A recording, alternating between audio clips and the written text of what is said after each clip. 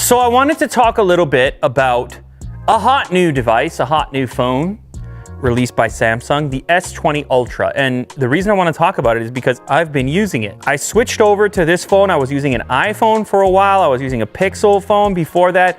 Well, you know, that's kind of how it goes around here. That's the job. You try a lot of different phones, you figure them out. You figure out the things that you like, you figure out the things that you don't. So I thought it would be cool at this moment, given some initial exposure to this device, to lay it out for you, to give you 5 reasons you might want to get this phone, or at least 5 observations, 5 things I like about this particular device. They're not exclusive to the Ultra. Some of the factors would also apply to the other devices, the S20, S20 Plus. Not exactly, but like Will's using the S20, the regular S20. The number one thing that I like about this phone, having used it now for, I don't know, maybe 3 days, is the display. Now, I don't know if that's surprising to you or not. You probably imagined that would be the case. Maybe you thought I was gonna say camera.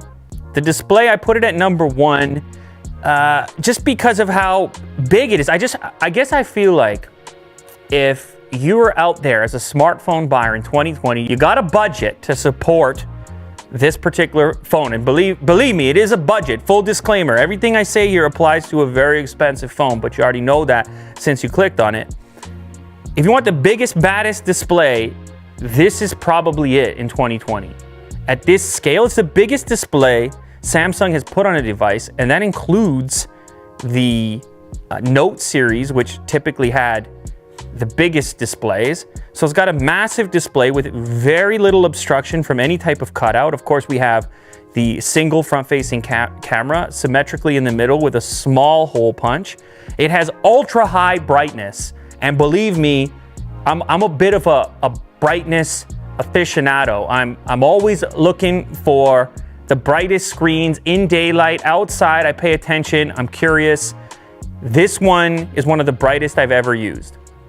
You add to that 120 hertz refresh, and I've explained this to you in the past with other high refresh rate devices. This has a tremendous impact on how snappy the phone feels when you're interacting with it, how fast it feels, and it won't completely show up to you on camera, but once you get this in hand, it's going to be hard for you to go back to a regular 60 hertz phone. And since the last phone I was using before this one was an iPhone 11 Pro Max, which is a 60 hertz device, the gap, the jump was significant, and it's like, man, look what I was missing.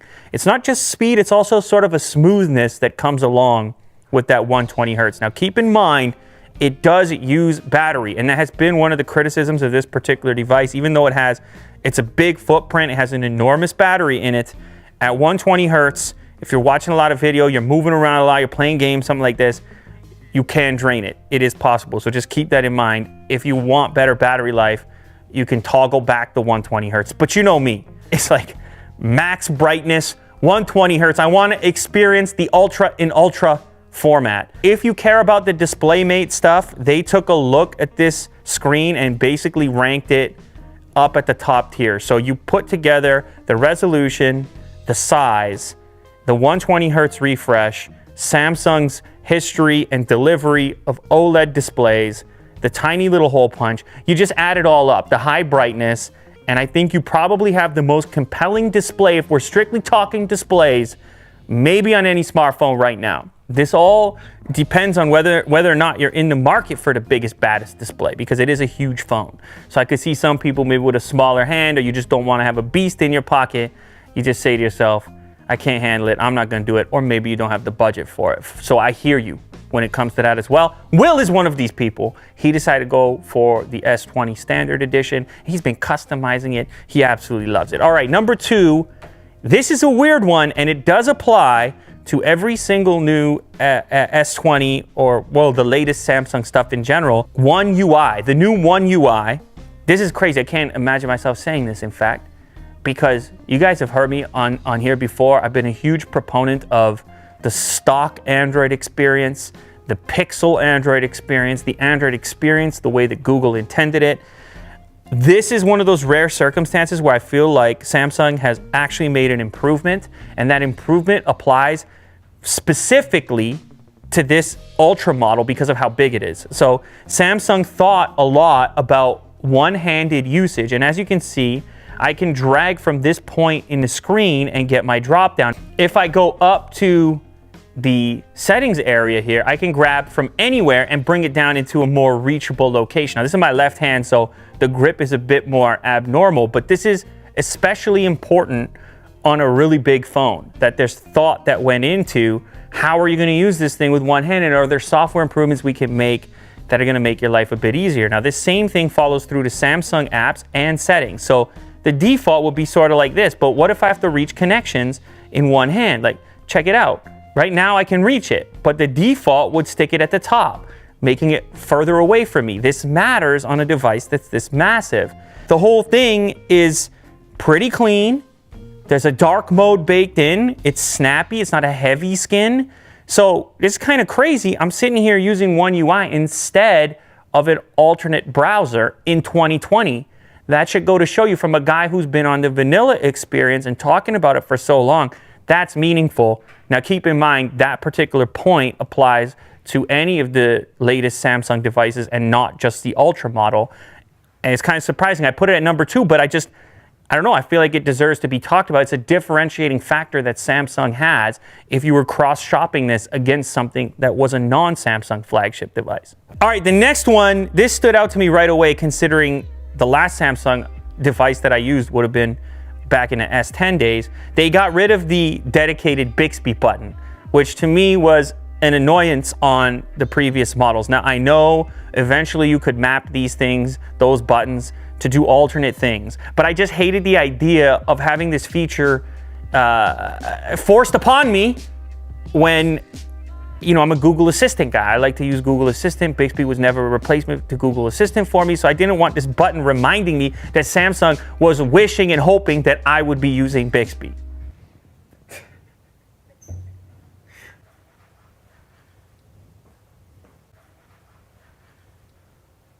I feel like he's back into chasing his tail now that he's wearing the thing.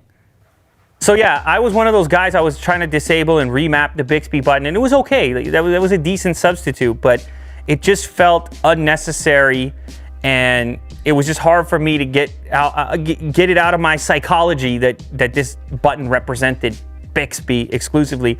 And sometimes I would press it accidentally, and then in the initial way that you would disable it, you could still launch it by double tapping. It was just, I just wanted to be rid of it. And they did that on this device, it means that Samsung's listening to the customer base. And I think that's always a good thing. So now instead, if you head over to the power settings into the side key settings, you can actually do whatever you want, even with the power switch. So if you still want the Bixby situation, you just do it from the power button. It can either be a double press or a press and hold if you happen to be a Bixby user. So that's a better implementation, gives you more control. It's within the One UI. So I just think I think Samsung made the right move there. This is my 4th, and keep in mind, I'm trying to keep it to things that are not obvious. These 5 characteristics that I think will make you want to pay attention to this particular device. Obviously, it's very powerful. It has all this RAM. It has the latest chip from Qualcomm. Of course, it has all those things going for it, but I was trying to keep it more into things you might not think about, or things that I experienced and noticed having the device in hand. So this next one actually has to do sort of with the display again and the flatness of it. Samsung has been through a variety of different curvatures to the edge of the display, dating back to the device that actually had the name Edge in it. That was a very aggressive edge that they had. And they've been playing around, toying around with different versions of it leading up to this one.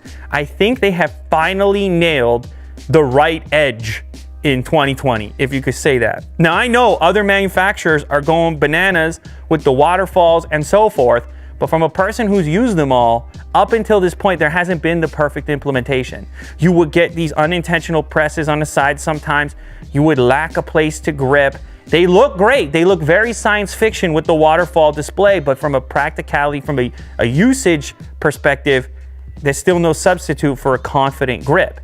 So this particular curvature still diminishes the appearance of a bezel, but it keeps it flat enough that there's no unintentional presses. And if you pair a case with the device like I have here, it's even less likely that you're going to touch where you don't want to, because now you have this nice substantial section that you can grip onto, as you can see right here. Now, of course, this is a thin case, so it doesn't obstruct the original grip too much. It's not a massive impact, but it just gives you a little bit more to hold on to and gives you less likelihood of interacting with the edge at all. I think they have nailed the curvature for now. All right, now I can't talk about the S20 Ultra without talking about the camera. It's a very important component here. It's massive, it's standout. It's the first thing you see with this device. If I pull this out of my pocket, people are gonna talk about this camera. They're gonna know right away what this phone is because of the camera. Now, the camera has been a bit controversial. So it might seem odd to you that I'm saying it's one of the top 5 reasons to consider this phone. Controversial in the sense that there's been some issues. Samsung saying, oh, there's going to be some improvements on the camera. We're going to have some next software. There's been some issues with autofocus, been some issues with image processing. So these are things you could address with software, but there's also this argument that you shouldn't have to ask for that. It should be out the gate, out the box, maximum performance. But Samsung gives you access to a full-out pro mode on here, which can eliminate a lot of that post-processing. The reason I put it at number 5 is because of camera versatility, which I think is where this particular device shines. Where out of the box, Samsung gives you more control over how the camera operates compared to other manufacturers. There's just so much that you can modify within the camera app. The same thing applies to the video mode, which goes all the way up to 8K. Plus, there's still no real perfect substitute for optical zoom. It performs better than the other zooms, particularly the digital zoom that the Pixel tries to do, at least up to around 10x, certainly at 8x. You're gonna get more sharpness, less software guesswork. This is an area where the hardware is still outperforming even the best software in the world at trying to figure out what a zoomed image should look like.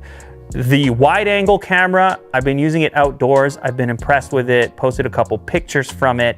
So the selfie camera is also very good. So that's why I decided to title it Camera Versatility. It's a mixture of the available settings, the various video formats, stuff in there that you may never use, but that you have access to if you want to dive into it in an ultra model phone. As far as the autofocus stuff and the image processing stuff, we're gonna have to wait and see how Samsung addresses it. If upcoming software can improve it, it probably can, but just keep in mind that it may progress or change over time.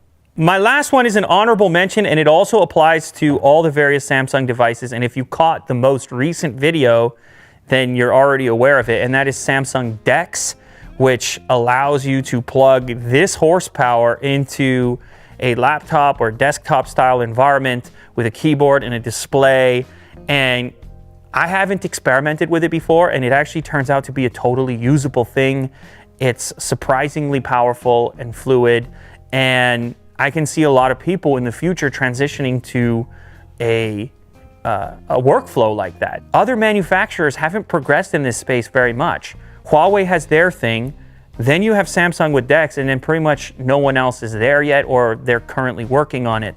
So it's a nice advantage if you're going to invest in a very expensive flagship device to know that you could have the option of plugging this into a dock, getting a keyboard and mouse and monitor experience, or a laptop style experience if you need to do more work, type a document, and so forth. And again, advantage for Samsung. So that's 5 points plus 1 extra, the honorable mention with DeX. Will, is there anything you want to add? You've been using the S20. What is your one favorite thing, one reason why a person should get an S20 series device? The 120 refresh rate. Oh, okay. I think that makes such a big difference. The display. Yeah, I mean, like, it's so smooth. Yeah. There's no lag whatsoever for this. So yeah, I appreciate something like that. You're going to feel like you've kind of progressed into the next era of smartphone displays, maybe even more so than resolution, maybe even more so than the advancement to OLED. The refresh has just had a really weird impact on how you perceive the snappiness of your phone, the responsiveness. because of the touch input, the way we interact with phones, that instant following of your finger, it gives the device more life. It feels more responsive to you. This all sounds very extreme and very personal and intimate, and that's because it is. So that's 5 reasons and an honorable mention for me that you might want to get the Samsung Galaxy S20 Ultra. And that's 1 reason from Will to get an S20 series in general. It's a moment. You're gonna have a moment.